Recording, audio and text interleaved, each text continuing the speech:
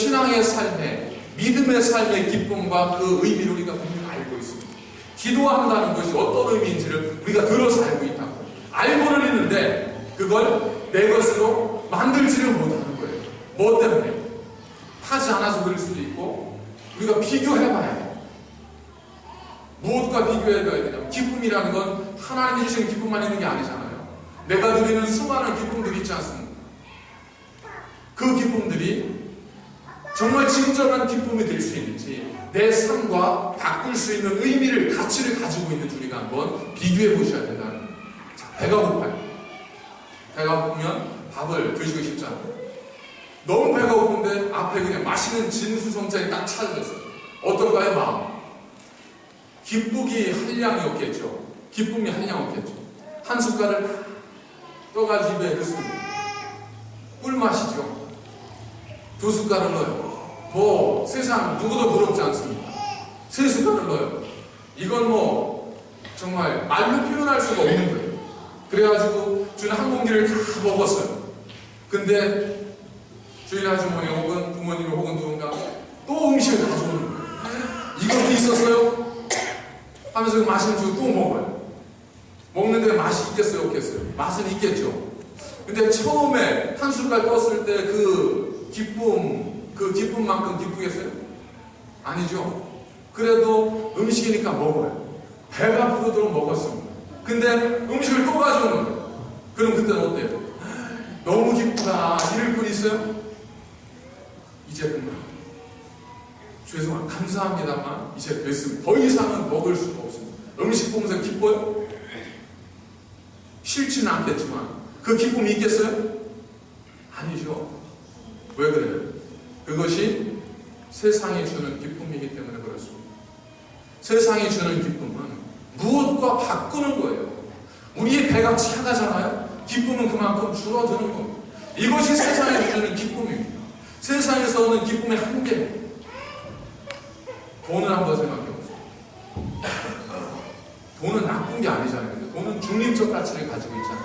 어떻게 사용하느냐에 따라서 좋은 것이 되기도 하고 악한 것이 되기도 하는데, 그래도 여기 계신 분 중에 아무리 뭐 돈 이렇게 저렇게 해도 돈이나 한번 실컷 써보고 죽으면 여한이 없겠다고 말씀하시는 분들이 태반이실 텐데, 어떤 분이 돈을 버시는데 하루에 매상이 한국 돈은 250만 원, 여기 돈은 2,500불 정도 매상이 들어오고,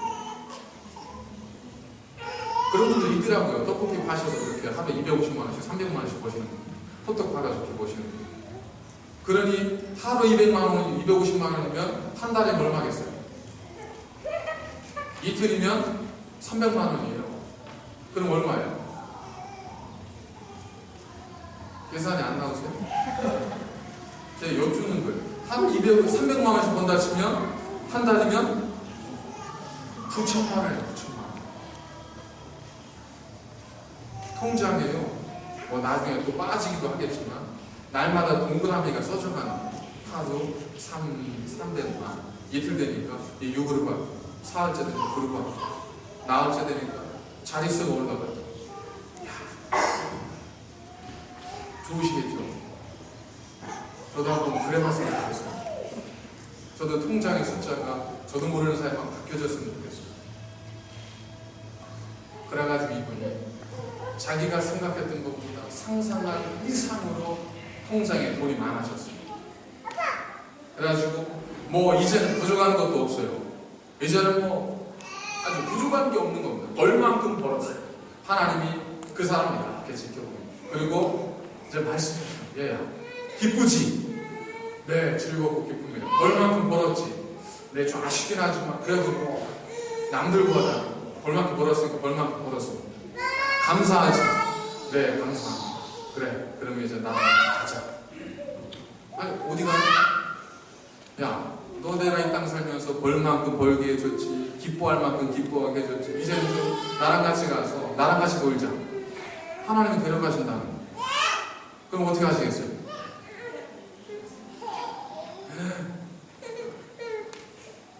하나님, 그건 너무하시죠. 차라리 안 주셨으면 몰라도 줘놓고 나서 이렇게 한번 써보지도 못하고 데려가신다면 이것처럼 억울한 게 어렵겠어요?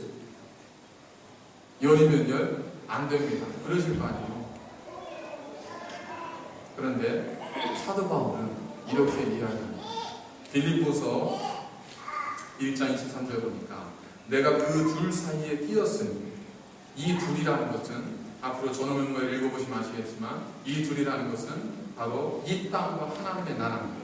내가 이 땅과 하나님의 나라, 예전에는 육신의 정욕을 쫓아 살아가는 사람이었었지만 이제는 하나님의 영광을 쫓아 살아가는 사람입니다. 이 땅과 저 세상 하나님의 나라 둘 사이에 끼었는데 차라리 세상을 떠나서 그리스도와 함께 있는 것이 훨씬 더 좋은 일이라 그렇게 하고 싶다.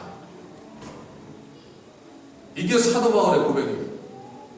사도 바울은 그가 누리는 기쁨 때문에 뭐라고 고백해요? 차라리 내가 지금이라도 세상을 떠나서 하나님의 품에 들어갔으면 좋겠다. 여러분, 이게 세상이 주는 기쁨을 가지고 있는 사람이라면 고백할 수 있는 거겠어요? 통장에 돈을 수없이 가지고 있는 분이 과연 이 고백을 할 수 있겠습니까? 자녀가 하는 족족 잘 되고 사업이 하는 족족 번창한 그 기쁨을 가진 사람이 이 고백을 할 수 있겠어요? 못합니다. 세상이 주는 기쁨은 결국 우리에게 영원한 만족을 주는 것이 아니기 때문에 그렇죠. 그것을 도구로 사용하라고 하신 것이지 영원한 기쁨으로 삼으라고 말씀하신 것이 아니기 때문에 그렇죠. 이 기쁨을 알았던 초대교회 교보들과 사도들 중에는 나는 저 사자의 이빨 사이에 낀 거룩한 빵 한 조각이 되겠다라고 고백하면서 사자의 불 속으로 뛰어든 사람들이 있었습니다. 주님의 영광이라면, 주님을 위해서라면 나는 이 뜨거운 장작더미에서 하나님을 찬양하며 내 삶을 바치겠다고 그렇게 순교했던 폴리카미 있습니다. 이름 없이 자녀와 함께 원형 경기장에서 오직 예수 그리스도를 포기하지 않았다는 그 이유로 사자의 발톱에 갈기갈기 찢어지면서 인생을 마친 수많은 순교자들이 있었습니다. 그들이 무엇 때문에 그랬을까? 그들이 무엇 때문에 자신의 생명을 그렇게 초계처럼 내놓을 수 있었을까? 다른 건 아니지 않습니다. 하늘의 기쁨을 알았기 때문에 그럽니다. 그 기쁨의 가치를 알았기 때문에 그럽니다. 이 세상 그 어떤 것도 이 기쁨을 대신할 수 없다는 것을 알았기 때문에 그러지 않겠습니까? 주 예수보다도 귀한 것은 없다.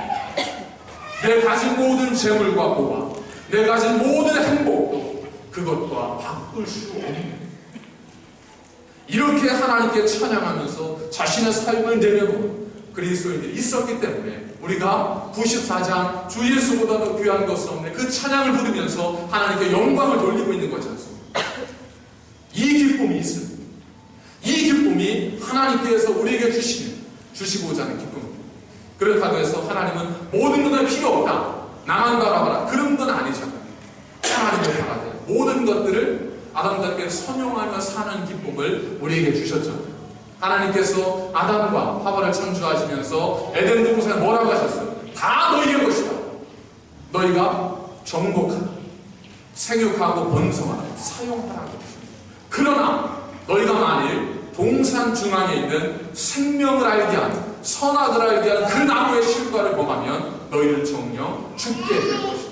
뭐예요? 이 모든 것이 영원하지 않을 수 있다는 것을 알게 하신 거예요. 뭘 통해서? 하나님의 말씀을 어기는 자는 그 모든 것이 영원하지 않다는 겁니다. 우리가 주의 말씀 가운데에서 누리는 모든 기쁨은 다 하나님이 주시는 놀라운 기쁨입니다. 주신 재물을 가지고 아름답게 살고 즐겁게 행복하게 사십시오. 그러나 그것이 동산 중앙에 있는 하나님의 말씀을 어기지 않는 한에서는 우리에게 기쁨이 되고 유익함이 되죠. 재물을 위하여 하나님의 말씀을 이용하는 자는 그 재물 우리를 죽음으로 이끌어가는 저주의 도구가 될 수밖에 없다는 겁니다. 하나님 우리가 기뻐하기를 원하십니다.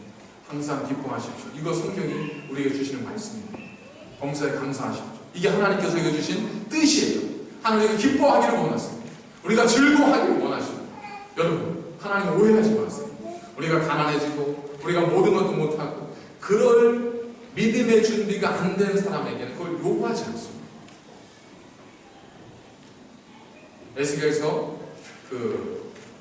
21장 27절에 보니까 마땅히 얻을 자가 있으면 그에게 주리라. 하나님은 마땅히 얻을 자에게 주시는 분이에요. 마땅히 얻을 자에게 행하시는 분이고 베푸시는 분이에요.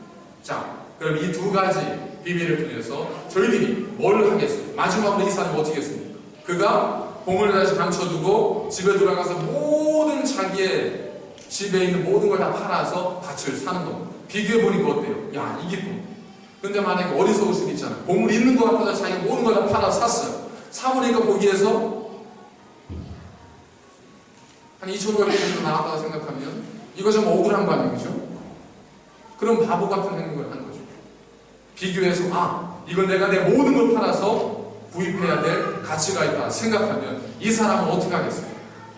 당연히 모든 거 다 팔아서 그 밭을 사겠죠. 도덕적 윤리적인 걸 말씀하는 게 아니에요. 그 가치에 대한 소유하고자 하는 그것을 얻는 것에 대해서 말씀하고 있는 겁니다. 그런 의미에서 보면 세 번째 말씀은 우리 행해야 될 어떤 것이 아니라 이 앞에 두 가지를 깨달은 자가 마땅히 행할 수 있는 자연스러운 결과 우리를 이해할 수밖에 없습니다. 밥을 먹으면 배가 부른 거예요. 밥을 먹었으니까 이제 배가 부르자 배가 불러야 된다 이러지 않잖아요. 밥을 먹으면 당연히 배가 부르는 것처럼 우리가 깨달았어요. 여기에 기쁨이 있구나 깨달은 겁니다. 그리고 기쁨이 이 세상 어떤 것보다 귀한 것이구나 그것도 깨달았어요. 그러면 당연히 어떻게 된다는 거예요. 내 모든 것을 팔아서라도 그 기쁨을 얻고자 한다는 거예요. 역설적으로 말하면 내가 하나님의 주시는 기쁨, 하나님의 주시는 만족, 그걸 얻으려 하지 않는다면, 내가 그것을 위해서 내 삶에 어떤 것도 내려놓으려 하지 않는다면 그 얘기를 보겠어요. 안타깝게도 우리가 그 하나님이 주시는 기쁨의 가치와 의미를 깨닫지 못했다든지 우리가 알지 못하기 때문에 예수 입장에서 만일 우리가 그 기쁨의 의미를 안다면 우리는 모든 걸 내어놓고서라도 사도 바울이 뭐라고 그래요? 내가 이전에 즐겨하던 모든 것들을 배설물 같이 여기면 우리 주 예수 그리스도 아는 지식이 가장 고상함을 인합니다. 그가 새롭게 알게 된 참된 가치를 얻기 위해서 그는 자신의 모든 것을 내어버립니다. 당연한 일입니다. 우리가 만일 그 의미를 깨닫고 그 비밀을 조금이라도 알기를 원하시고 그 비밀을 조금이라도 깨달았다면 우리가 다음으로 해야 될 일은 내 모든 것을 내려놓고 하나님 주시는 그 기쁨을 우리가 얻도록 하는 겁니다. 여러분, 지금 우리는 어느 단계에 와 있습니까? 우리는 지금 어느 곳에 서 있습니까? 감추어진 보화를 발견을 하셨습니까? 감추어진 보화를 발견하셨다면 그 보화가 얼마나 가치 있는 것인지 느껴보셨습니까? 내 모든 걸 팔 수 있을 만한 가치가 있다는 것을 여러분들이 확인하셨습니까? 확인하셨다면 뭐 하고 계십니까? 얻으셔야죠. 내 기쁨으로 만드셔야죠. 내 기쁨이 되게 하셔야죠. 내가 문 밖에 서서 두드리노니 누구든지 문을 열면 내가 그에게로 들어가 그로 더불어 먹으라. 그는 나로 더불어 먹으리라. 무슨 얘기예요? 하나님께서는 우리 모두에게 이미 이 모든 보화의 문을 열어두셨다. 누구만이 문을 열고 그 은혜를 그 기쁨을 얻고자 하는 자에게 이 기쁨은 여러분의 것입니다. 기도의 기쁨을 얻고자 하신다면 하나님 앞에 엎드려서 기도하십시오. 나도 기도의 기쁨을 알게 하십시오.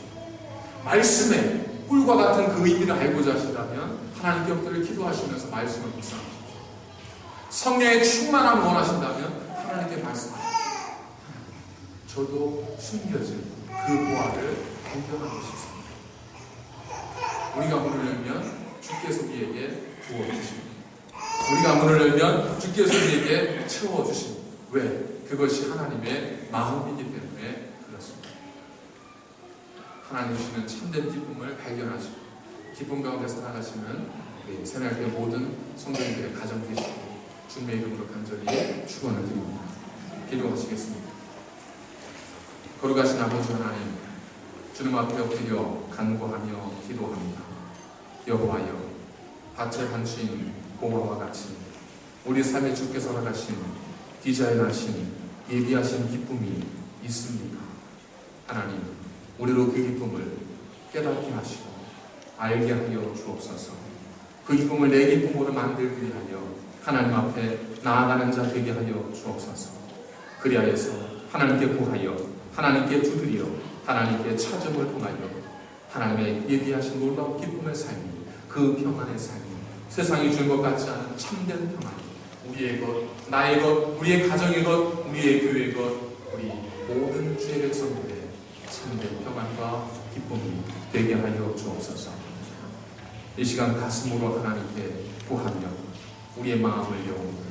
저들 가운데 주의 은혜를 알고자 하는 자에게, 기도의 기쁨을 알고자 하는 자에게, 성령의 충만함의 기쁨을 알고자 하는 자에게 하나님 부어주셔서 저들로 그 은혜 가운데 살게 하여 주옵소서.